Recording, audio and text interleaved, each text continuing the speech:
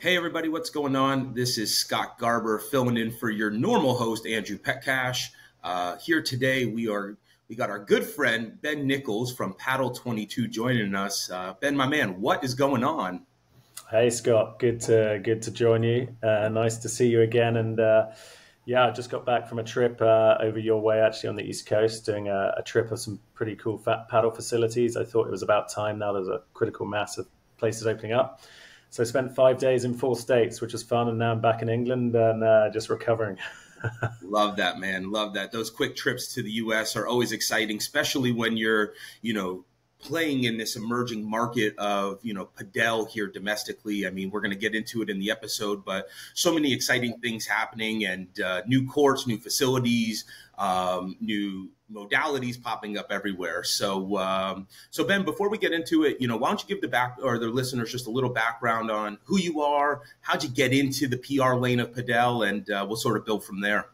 Yeah, sure. So Ben Nichols, I've been working in sports communications and PR for about 20 years now, making me feel very old, but hopefully I don't look too old. So, look, I've been lucky enough. Yeah, I've been lucky enough to work all over the world. I worked way back for a couple of years in the Middle East, in Dubai, as press officer of the Dubai Tennis Championships. So I spent a lot of time in tennis, in ATP and WTA. Spent a few years in Formula One, motor racing, which is obviously a big deal now in North America. It's growing by the day, it seems. Then I had a bit of a tangent in my career and went to work for the World Anti-Doping Agency, who are based in Montreal, Canada, which often gets that reaction, Scott. Yeah. Yeah, from the fast lane world of F1 and the private side of sports to the kind of public authority, very governmental side of sports regulation with doping. And I had a hugely enriching time, I suppose, there. 4 years in Montreal, working as head of their media relations, and that was overseeing the file for the Russian doping scandal and a lot of the cycling stuff that everyone's very familiar with now. And then I spent some time. I moved back to the UK in 2017. I spent some time as director of communications for the Commonwealth Games, and then set up my own consultancy for 5 years, which was the segue to paddle, or padel, as many say. And yeah, look, 2 years ago, 2022, I spotted an opportunity. I was working a little bit in paddle and spotted an opportunity with a lot of operators and investors getting involved in the UK. It was around that time. I'd say it's kind of mirrors what we're seeing in the US today in 2024, so maybe a couple of years ahead. And I thought that there's a lot of people getting into this sport. There's a lot of excitement around it, and I wanted to get involved. And I thought the obvious place for me to do so was on the storytelling side, which is what I've always done within sport. And I pivoted to do that in paddle, and Padel-22 was born. So it's been a crazy, exhilarating, exhausting, fun, tiring 2 years now in summary. No, I love that, man. And what a cool, sort of build up to this, what we'll call really opportunistic moment in the market, right? We saw racket sports have been around forever. Padel's been around for a really long time. And now we're starting to watch this, crescendo moment, especially here in the US, where I think we've watched over 2,000 courts come in to existence in the last year. We're watching the social side of this. We're watching the pro league start to pop up. So Ben, give the listeners a little insight into this new paddle world that you're, helping carve out here in the US. Sure. So, look, I mean, firstly, kind of Padel-22, where we come in is it's on, simply put, it's on the promotional side, right? So it's PR is my background, but it morphs into all these other areas: marketing, social and digital, strategy, putting together launch events for clubs and businesses, influencer marketing, the whole kind of promotional wheel, I suppose. And that's where we're focused. And then we're focused kind of as a company on the different sectors within paddle. So that's clubs. Primarily, it's been clubs because that's the kind of first wave of paddle growth, if you like. It's been players. We've worked with a couple of the US players like Britt Dubins, Guilla Caguillas down in Miami. We've worked with conferences like Racket X, where, of course, you guys were, the Paddle World Summit in Spain. Investors on the business side who kind of need to grow their own thought leadership and profile for their own reasons, for credibility, for kind of networking. And then we work with leagues as well. So did some work with the Pro Paddle League. So, all the different sectors within a sport is kind of the ecosystem we're operating in. The US has been, perhaps ironically for a sport that's so nascent, it's been the big growth area for my business and where I've seen the most interest. And I don't know if that comes from being a Brit in America, because lots of us try it and our various things, but it's certainly been good traction, a lot of enthusiasm from America to kind of get involved in the promotional side, and that's where I do most of my work, along with the UK. So look, it's I've been fortunate to work with the likes of Paddle House, of course, the big operator in New York, now expanding. Tactica on the West Coast, very different model, less on the luxury lifestyle model, much more on the kind of mass pay and play, which also has a huge place in the sport. Done some work with Ace Paddle, the creators of the LA Paddle Invitational, again a complete unique kind of brand within the sport. And then increasingly working with court constructors. I've done work with Northeast Paddle in Massachusetts, some of the players. So it's been kind of multifaceted.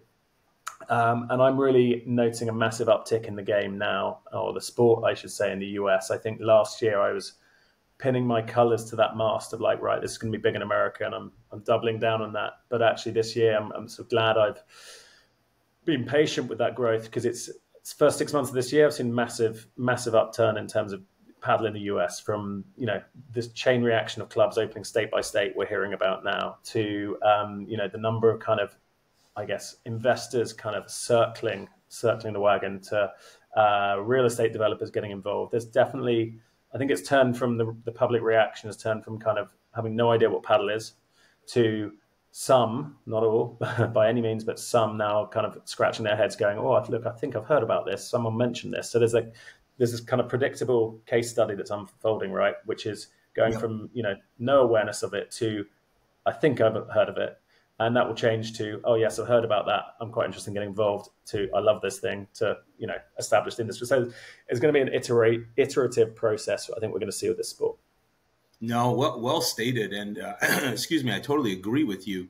Ben, I want to drill in on the PR side of things, right? Storytelling and sports they go hand in hand. And, so much of driving the grassroots adoption is, seeing these larger than life figures up top and creating these storylines around it. I think the WNBA is, doing a great job of that right now. When you're sort of in that position of, a budding market that has a pro league, that has, that's looking to go ahead and drive more, club membership and grassroots participation, what stories are sticking out or resonating that are helping draw people into the sport and really learn the game versus just show up one time and, swing the paddle around?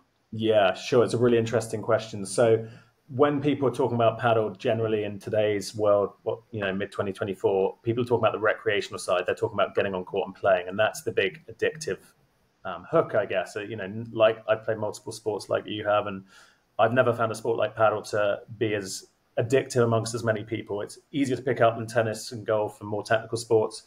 It's a good workout whilst not going to knock you for six. It's anyone can do it. And, when you can pick up a sport easier, the enjoyment comes. So it's more appealing to more people than any sport I've ever seen. So I think that is what it has in its locker.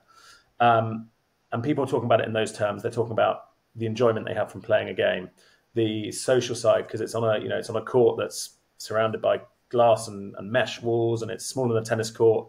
4 players on a court like that, it's intimate. You're constantly close to players, so you're having a bit of humor, a bit of banter, and it's very dynamic. Every player will be involved in the point in some capacity. So again, it's got that unique aspect where there's a lot of social interaction as well off the court. People want to have that, that coffee, that beer, whatever it is after the game to unwind. And so people are using it as like a third space. There's home, there's work, and there's their paddle club or racket sport club. So there's all of that going on.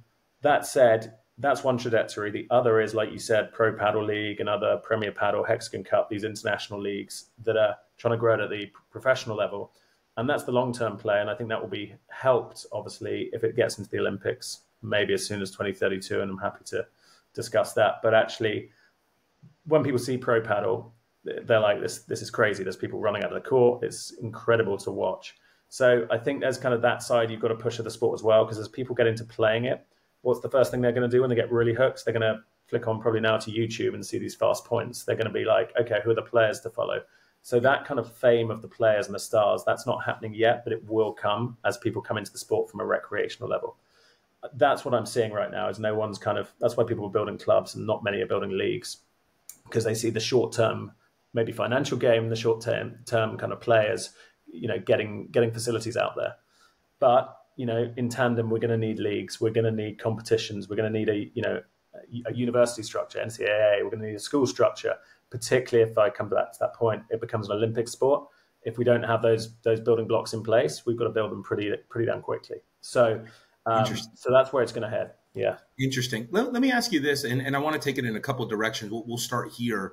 From the consumer lens of Padel, I mean, we see the likes of Messi and Ronaldo and, some of these larger than life footballers and, international superstars playing the game. And it almost seems like they get more attention or a Kevin Love when he's out in the Hamptons versus, some of the folks that are playing in the pro paddle league. And so I'm curious from a PR lens, are you leaning into, some of those, celebrities to help drive the narrative around the game? Or how do you think about that from a storytelling lens? Yeah, you're right. The storytelling side. So there's a few takes. I mean, number one is if I take a market like the UK, and this is kind of, you can replicate this in the US, what's the way of getting media attention for the sport? It is getting journalists on court to try out, quote unquote, the world's fastest growing sport.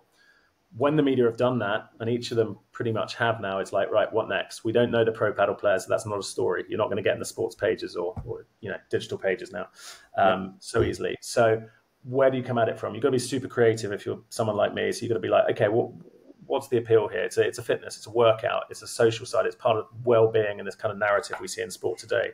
So it's positioning it in the likes of your men's and women's fitnesses, your fit inside as your GQs, your kind of social business lifestyle publications. That's one angle. The other is playing on the business side. This is a business sector growing. It's not necessarily sexy to some people, but there's the financials, and obviously the likes of what Andrew does and you do, you're focused on that side of things. That's a huge story. We're essentially creating an industry here that could be absolutely massive.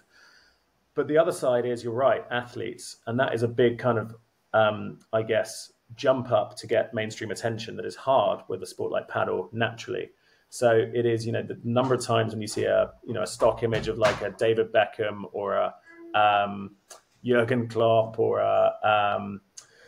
who else? I don't know, like an Eva Longoria picking up a paddle racket, instantly it then becomes photographed, it becomes a mainstream story, and it just gives it that presence that otherwise, it's pretty superficial, isn't it? But an editor will look at that and take it seriously, and they won't take it seriously if one of the pro players is picture playing. But that's our society we live in. So absolutely, it is a tactic I try and adopt. It's it's about kind of at the digital level, it's getting into social content creators who might have target markets that align with the client you're working for. So it's trying to look outside the box. How can we know from a playing point of view, this is a really fun, enjoyable sport, yet it's not mainstream yet. So how can we get it mainstream quicker? And it is using celebrated people that enjoy the sport. It's an absolute tried and tested tactic. The other I would say is, and I recommend this to clubs and facilities, is look, one way of getting in the press is using celebrity figures. The other way is using iconic locations. So I don't know if you remember way back that kind of, I use it as the benchmark, that Agassi Federer photo shoot and the top of the Burj Al Arab Hotel in Dubai on this helipad, the most ridiculous scene ever. And it got used all around the world. Okay, two hugely famous stars at the time, but it was also used because it was just this ridiculous location of a helipad way up in the sky, and they're playing tennis. So simple things like that. I say to people, look, you want to get your paddle club in the local media, you need to get a permit and get a floating paddle court and put it down the Hudson, and then you're talking. So things like this are going to help the sport. No, really interesting insights. And, we were talking about it before the show started, and, one of the members in the Profluence community, Benji, just wants Paddle United. And I think this is the first one that we saw, Ben, in suburbia America, right? And one of the things that I'd love for you to touch on is, as we get deeper into understanding this sport, it almost seems like the evolved country club, where it's not as much you have an open bar and burgers, it's more the juice bar, it's more of the cold plunges and the saunas and these different modalities that focus more on the health and wellness, while mixing that with a sport. Does that go hand in hand with Padel clubs around the world, or what are your insights into that? Yeah, absolutely. It's a really good point. Look, I think paddle in 6 words. Paddle is the modern country club. Put it that way. It is it is everything that your kind of modern consumer wants from a luxury playing point of view. It's, you know, it's a good sport. I've touched on the social side and enjoyment, but it's what do people want? What do they not have time for? A lot of us love golf. We don't necessarily have time for a round of golf or even half a round of golf these days. You know, you might have family, work commitments, whatever it may be. Paddle you can do quickly. You can enjoy socially. The bar, it's kind of like the old tennis club model or squash in some places, you know, that kind of absolute community hub where you want to spend time with your friends. And with paddle, because it doesn't have the historical baggage, you can do it like the court from an aesthetics point of view. It looks urban, it looks cool, it looks edgy, right? So it doesn't look like a traditional tennis club.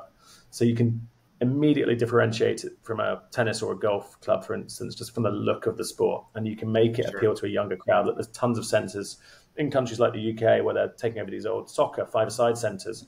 And, you know, putting loud music, everyone wears bright clothes, there's a bar there, it's young, dynamic, it's very urban.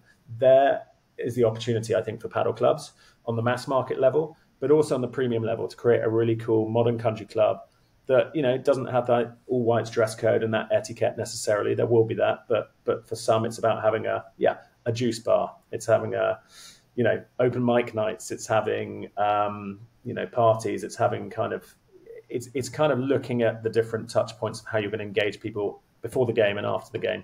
And I think paddle has the perfect opportunity to do that in the US.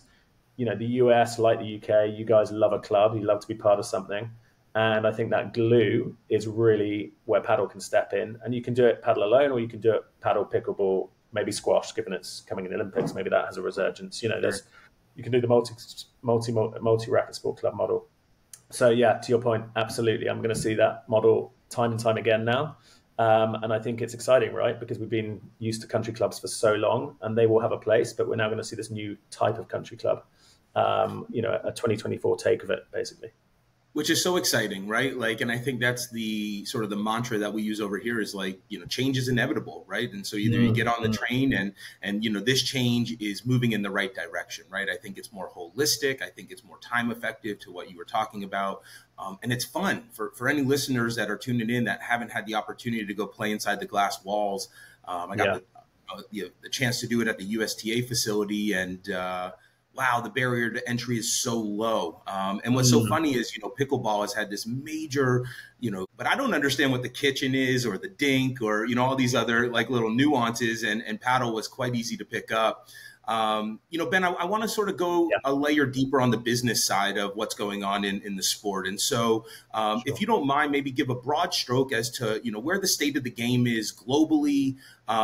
You know, and I know you dangled the carrot about the Olympics. So talk to us on, like, you know, what is the next run for paddle, you know, on the growth side?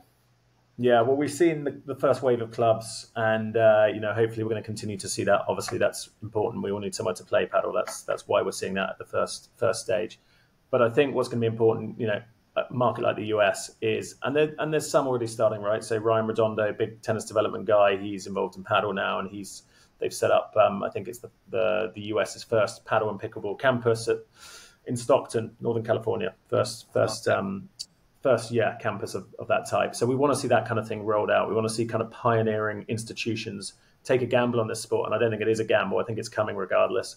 But put in these facilities, you know, I imagine private schools should be doing that as well, putting in facilities where they've got the money, you know, to give themselves a USP over another private school. So I'd like to see the colleges and the schools start to roll out that side of things. I think we're seeing on the other business sectors, we're seeing apparel. That's a natural thing people getting into, people with a creative mindset, creating their own apparel brands that are not like tennis. Again, they're trying to differentiate from tennis. Racket brands, we're seeing a lot of endemic tennis racket brands come into paddle. And obviously they have a head start in terms of brand recognition. But then you've got paddle only brands that have been at it for years and are now, you know, they've got this big market to target. So there's an interesting kind of take there on the tennis recognition versus these paddle only brands that would say they're, you know, better quality and more established and know the sport better. So how that plays out would be interesting. I think at the kind of the league and competition level, that is super fascinating. So you've got the Pro Paddle League, tried and tested franchise league, you know, pro sport model, absolutely logical to have that. The next step for them and what's going to be really important for them is to start building the fan bases around these cities. So, you know, there's the New York Atlantics team, there's the Miami team, there's Arkansas, there's, you know, all over the place. But you've got to build those fan bases with the team to give that sort of connection. Because right now, obviously, it's players pulled in. It's kind of a satellite operation played in Florida. These cities won't know these teams exist yet. That needs to change. You need to be building the merch and the revenue streams around that. So you've got to build the local fan base alongside these teams, and I think that's the strategy we need to see from the Pro Paddle League. I think. Ben, real quick, let me interrupt you if you don't mind. When it comes to the pro paddle side of things, and you're referring to them as teams, when we see other racket sports, tennis is a very individual sport. You have your manager, you have your makeup that way. Talk to us, give the listeners a little insight. Like, are these actual teams like F1 where there's an ownership group and players on the team? You'll take us to school a little bit. Yeah, sure. Well, look, what's happening with the PPL is, there's ownership teams, and they will have bid for the rights to be the New York Atlantics team or the San Diego Stingrays team. So there's financial cost to entering the league, and there's other cities obviously that will be looking at this quite seriously. Then you've got the players, and there's a whole draft system for the players, and I think there's a quota of American homegrown players and then international players. And actually, this second season, it's been a game changer in terms of they've flown in a lot of the top international players who, for sure, see the US as anyone would, as it's the world's biggest sports market, as a place to target for their own brands and for their own participation to help grow the sport in the States. So you're seeing a mixture of kind of international players and American homegrown playing. And look, they're all absolutely top level, but they need to be engaged away from the competition more. It's kind of the point I'm making. They need to be, you need to be engaging them with your local markets to build paddle's popularity in Vegas, in San Diego, and this kind of thing. So that's what's happening. The PPL, you've got kind of fixtures over a period of days at different times of year. I think the next one comes up. We've had one. The next one comes up in San Diego in August. So that's coming around the corner. And then there's a year-end one, I believe, in New York. And then there's a final. So they're kind of happening over a few different periods throughout the year. What the model is long-term, I don't know. Whether it becomes, the home and away thing, that's, I think, the holy grail of what you want to reach, right? Is the teams going to each other's venues and having home venues and playing there and building the fan base locally. So it's kind of interesting to see what's going on at the PPL level. I think a good comparison as well is these two other competitions internationally. One is the Hexagon Cup, which has got Eva Longoria as a team owner. It's got Andy Murray, very soon to retire as we record this, as a team owner. Yeah. It's got, who am I missing? Robert Lewandowski, the Barcelona soccer star, as a team owner. It's got the Rafa Nadal Academy. So they've done a great strategic job at not trying to be Premier Padel. They said, there's a global tour. We don't need to compete with that. But there's a week in the calendar, end of January. We'll play in the hub of paddle in Madrid in Spain. And we'll create this, franchise team competition. It's got a next-gen element. So there's under 23s, I think it is, for the next generation. And they've associated, major celebrity stars as investors of the teams. Again, back to your point about PR and publicity, that's a great surefire way to get the sport noticed. And it got some great attention in CNN and big outlets because of those major names. So that's an interesting one. And then Premier Padel you've got as the global tour. So, that's the traveling circus. That's the ATP or the WTA or the PGA of, or maybe it's the Live Golf of today's paddle world. So there's an interesting dynamic. I think they've all got their place. I wouldn't want to see tons more into the fray because I think it's going to complicate things just as we're trying to distill it and get a grip on it. But I think PPL, Hexagon, and Premier Padel have a great jigsaw to fit into. And that's what we want to see, for the sport, is people know what's going on. Really cool. Really cool. I appreciate the insight there. And it's always neat when we're able to talk to folks that are immersed in the space, right? We're more generalist and see everything going on. And this is your baby. I'm always curious, Ben, as the U.S. is sort of pioneering some of these emerging markets of sports that globally have been recognized and been being played by millions of people for years now. What's the response as the U.S. comes into the market? Is it well received by the rest of the world and sort of wide open? Is it with a little tint to it because we tend to do things our own way? What's that, sort of been your perspective as you globally, talk to, paddle enthusiasts? Yeah, sure. Well, you've touched there on both the kind of reactions that that often happen when the US gets involved, and I'm the former. I'm a US file, if you want to call me that. Yeah. So I'm a big fan of American culture. So I'm all for you guys having your own, domestic sports. I suppose that you're exporting to an extent. The NFL and MLB, they're obviously much bigger in the UK now than they were 20 years ago, but as well having the international sports on the landscape. So look, every country is different, and I'm all for everyone having their own identity as it comes to the sport system. What's going on with paddle? I think people are excited.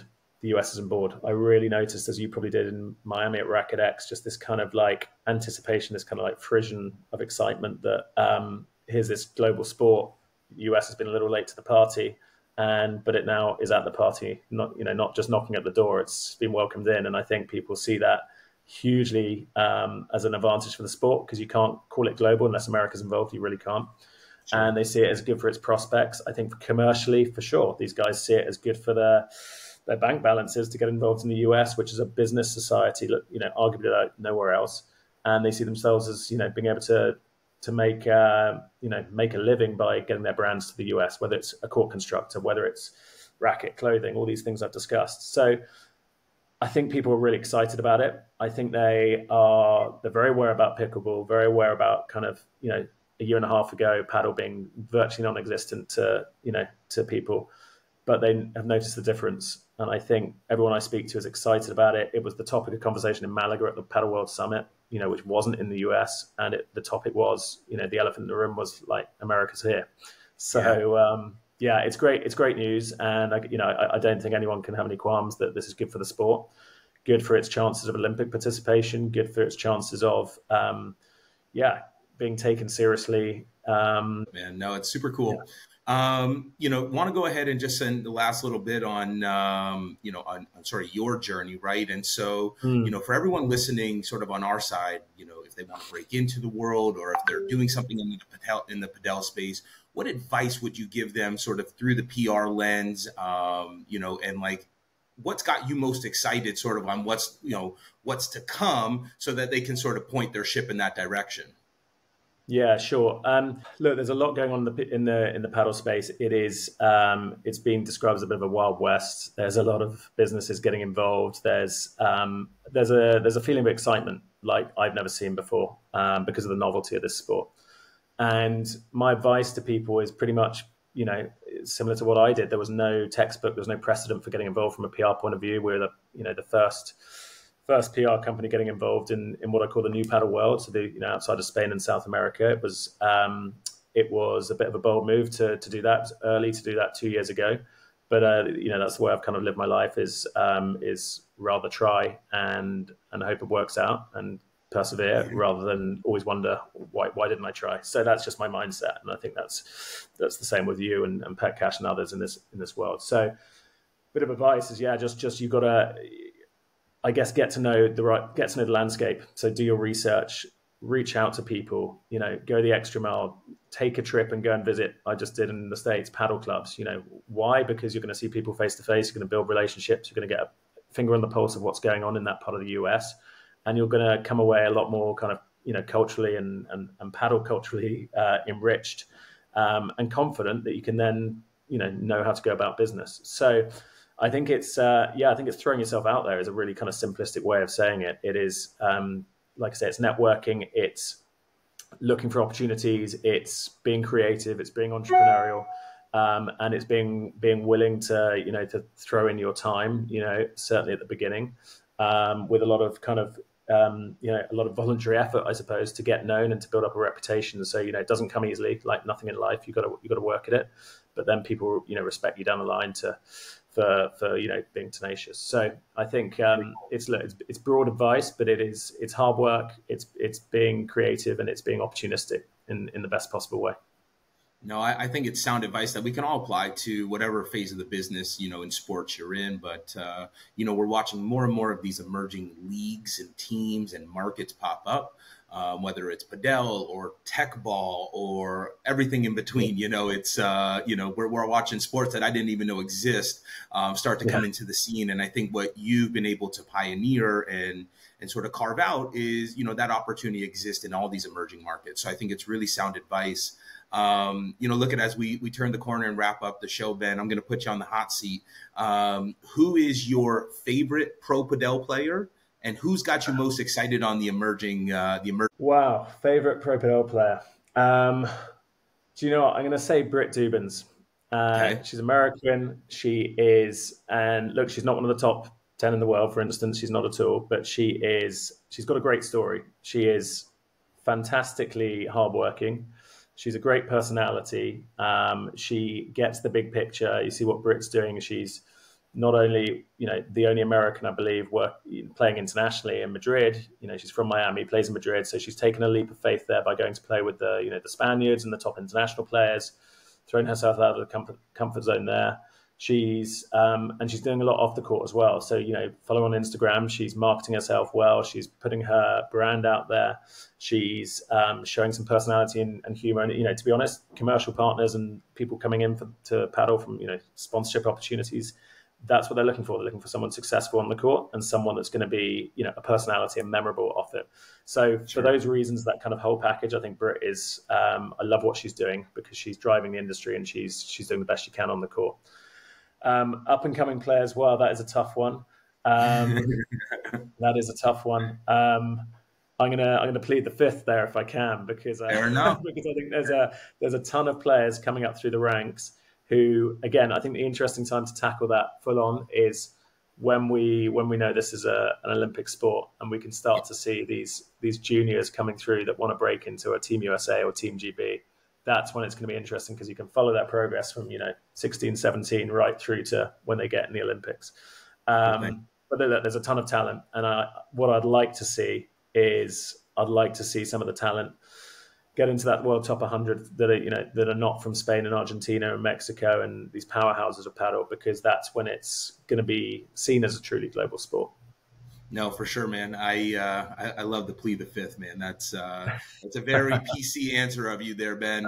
No, this has been really cool, and outside of just the talent side of it, the business ecosystem, we're watching all kinds of new, whether it's paddle intelligence or all these different capture techniques, from video and wearables, and so there's just so many different opportunities in and around the sport. Ben, you're doing an amazing job covering the whole gambit, the whole ecosystem. If folks listening want to get in touch with you to either learn more or use Padel-22 services, where can they find you online? Yeah, sure. So padel22.com is the website. You can find me on Instagram as well. The Padel PR is my own account, or Padel22 Global for our corporate account. And on LinkedIn. LinkedIn's been great from a business point of view, as you know, a great kind of resource for meeting people in the industry and meeting people getting excited about paddle. So that's the best place to find me, or at a paddle club near you soon, I'm sure. I love it, man. Well, listen, Ben Nichols, thank you so much. What you're doing for the sport ecosystem, what you're doing for the emerging sport of Padel is nothing short of amazing. Everyone listening, please be sure to reach out to Ben, and let's do this again soon, my friend. Great, Scott. Pleasure to see you, mate. See you soon.